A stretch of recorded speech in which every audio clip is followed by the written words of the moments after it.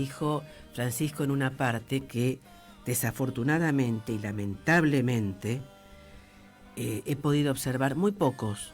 No los acepto ni repudio ciertos memes que han aparecido por ahí referidos a incitaciones al odio. Desde ya reitero mi repudio.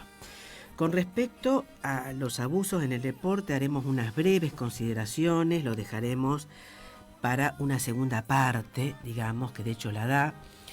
Dijimos ya al anunciar esta brevísima columna, 2 o 3 consideraciones muy breves, que surgió, o mejor dicho, volvió al tapete, ¿no?, por declaraciones, por el documental de Guillermo Pérez Roldán, referidas a su padre y entrenador de una famosa, muy reconocida escuela de tenis. Es decir, esto se dio en el tenis, y hay toda una campaña a nivel mundial que está encontrando muchos adeptos porque se sienten identificados.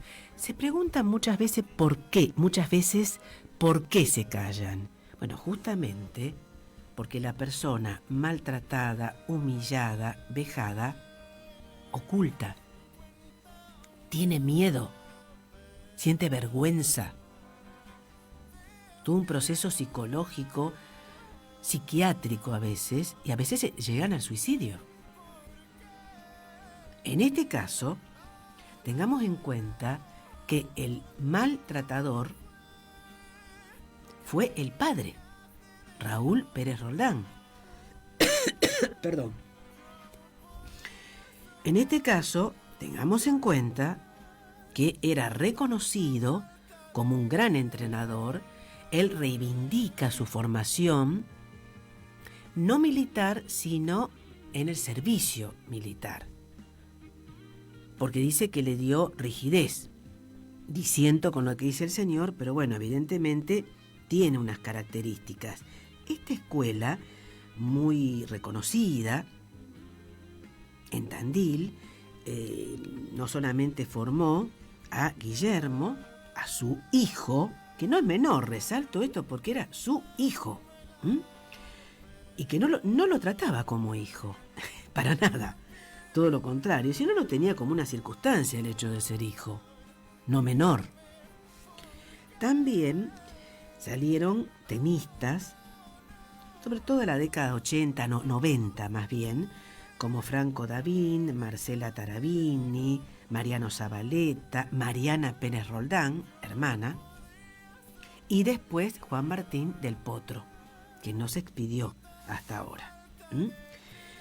De hecho, hubo algunas palabras de este señor Raúl, no encuentra ninguna falla, es típico, ¿no?, del maltratador, no reconocer ningún tipo de abusos. Por otro lado también, digamos, no reconocer responsabilidad alguna y decir que en realidad fue objeto de vejámenes por parte de su madre, de su padre.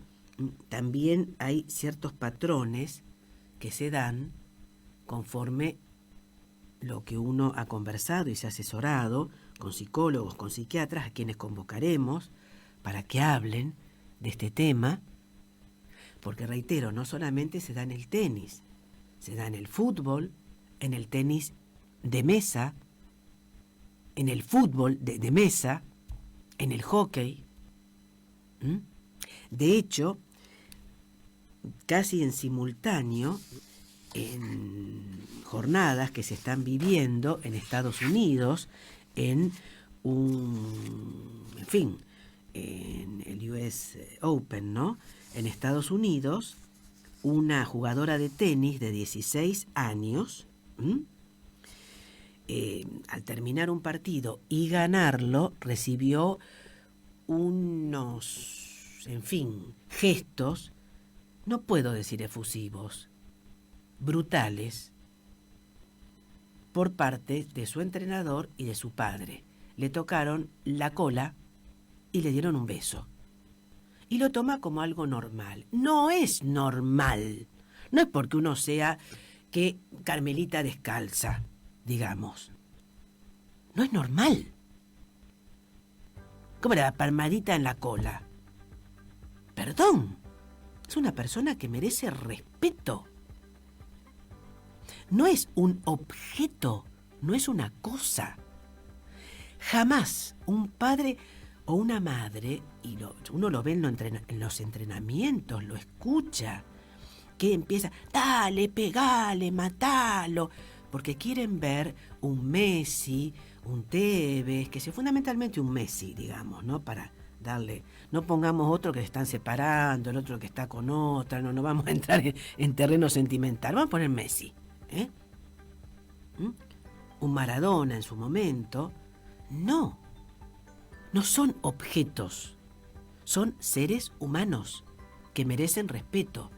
No por eso tienen que ser objeto de vejámenes, de regímenes especiales, de prácticamente no comer, después padecer de anorexia, de algunos de ellos padecer shock postraumáticos y trastornos psiquiátricos de por vida. Y sobre todo se da mucho en el tenis, que es un deporte sumamente competitivo, pero en general, todo deporte es muy competitivo. Por supuesto también en esgrima, en todos los deportes. Y sobre todo formarlos desde pequeños, deformar su cuerpo. Lo vimos ya en atletas, sobre todo en una época, cuando hacían saltos, en atletas olímpicos se nota mucho, ¿no? En donde, digamos que el cuerpo eran de 5 años, 6 años, y la columna era muy flexible, la columna vertebral, los miembros inferiores, superiores. Tengamos en cuenta que en el caso de Pérez Roldán y en el caso de Mariana Pérez Roldán, el señor padre y entrenador la hizo jugar con rodilla en un caso y con muñeca fracturada. Eso es un vejamen, es un crimen. Y sin embargo era para ganar y lo consideraba normal. Infiltrados, no infiltrados, perdón, con golpes, obviamente con un constante y permanente acoso, violencia, humillación y maltrato psicológico. Entonces siempre estaba en estado de guardia. Esa persona, en estado de alerta, digamos. Esa persona, ese ser humano, ese joven, ese niño, esa niña, no crece en un ambiente sano, saludable. Obviamente se está violando de cabo a rabo la Convención de los Derechos del Niño y de la Niña. Derechos humanos fundamentales, tanto a nivel, digamos, interno argentino, de los casos de Zabaleta, del Potro, el Potro no ha hablado hasta ahora, pero bueno, como de otros atletas, de otros deportistas de alto nivel que los padecieron y que han callado. Por otro lado, también han sido objeto de violencia económica, porque el padre de Martín del Potro se quedó con un montón de dinero del hijo. Le robó al hijo. ¿Está? Ya de por sí, un estafador, un delincuente, un ladrón, como le quieran decir, es un ser detestable. Pero siendo padre, el vínculo agrava esto. Y lo dicen con una tranquilidad, y yo lo hice crecer. Señor, usted es un delincuente. No por eso voy a decir al paredón, péguenle un tiro. Volviendo, no vamos a hacer parangones como este diputado que poco más o menos pedía pena de muerte para la señora vicepresidenta, que ahora se mandó a callar. Bien. El tema este es muy importante, porque esto que sería el fin justifica los medios, y yo lo hice crecer, era necesario para formarlo. No, señor. No, señora, porque también puede haber mujeres que actúan de esta manera, no solamente hombres. ¿Mm? Usted, agravado por el vínculo, quiso hacer un lucro y no vio a su hijo o a su hija como tal, como un niño, una niña, sino como una cosa que le daba un rédito económico a usted y a toda su familia. Y en general, con mayor o menor importancia, o con mayor o menor, no podría decir vehemencia, fuerza y o brutalidad, en casi todos los deportistas que comenzaron siendo muy jóvenes o niños y niñas, esto se observa. El lucro económico prevalece. No le dan descanso, generalmente no los hacen estudiar, no los hacen ir a la secundaria, a la primaria, porque debe prevalecer el hecho del lucro, y después estudiarán o no. Arruinan las vidas. Y lo dicen alegremente, no, yo lo hice crecer, por eso puede darse una buena vida. No piensa en la salud psicofísica de esa persona. Y esto no es una cuestión menor, todo lo contrario. No entraremos en mayores detalles, vuelvo a decir, esto ocurre en el fútbol y está consentido por los mismos clubes. Estamos hablando de los casos de abuso, hemos hablado de este jugador Villa, por ejemplo.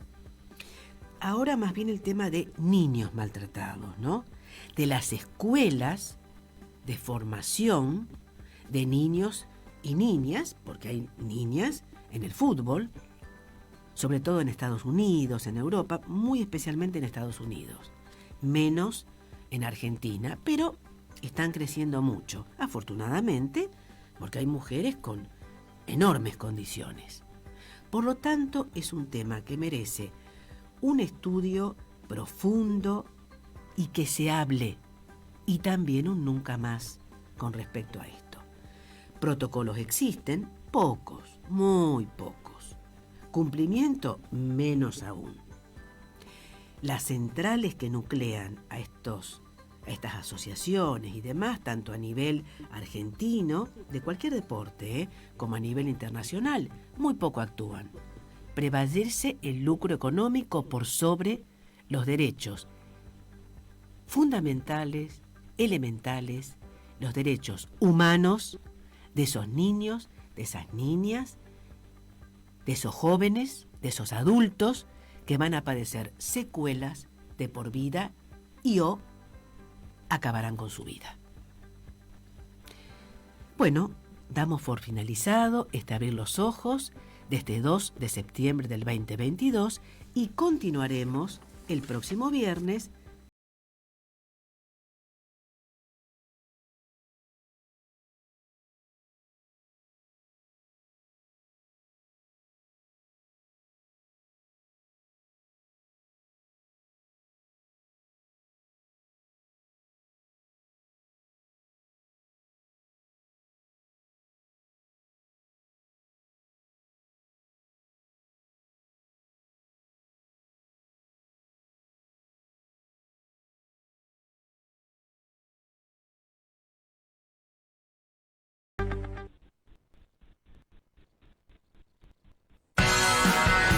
Usted está escuchando Radio Gran Rosario 88.9, la de mayor alcance, la más profesional, la de mayor audiencia. Radio Gran Rosario.